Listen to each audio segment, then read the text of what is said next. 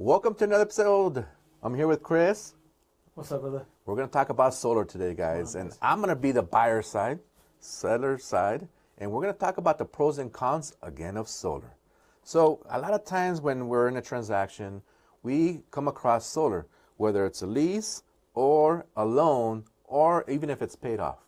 Right, or the power purchase agreement. Or the power purchase agreement. So on the buyer side, there's problems when it comes across a situation where we have to have the buyer get approved to transfer that particular solar, whether it's a lease, whether it's a loan, and when it's a hero loan, it's a whole different story. Yes. So let me talk about that a little bit. Yeah, of course. Man. Con. When it's a hero loan, there's no way to transfer those solar panels from the seller to the buyer.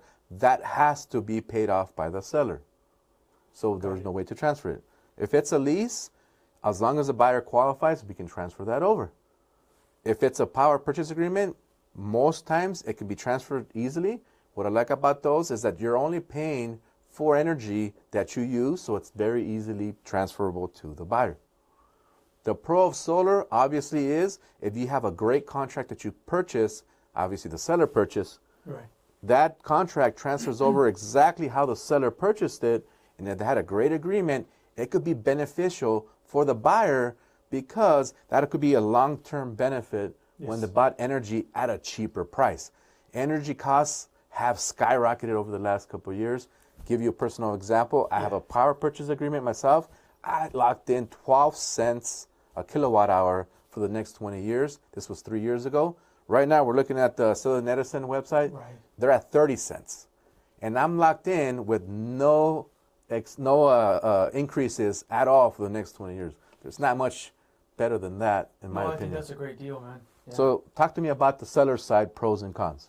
So one of the things that I've incurred, right, when you're a seller and you have the solar system, whether it's, the loan, the lease, or the PPA, the power purchase agreement, you get a lot of pushback. Like you were saying, if you're a buyer, sometimes the seller will have to pay off the solar system in order for the buyer to qualify.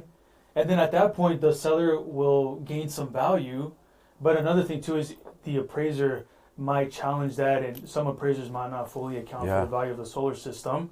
Number two, I think if you're in an HOA, right, they usually have restrictions. So you got to check with the HOA.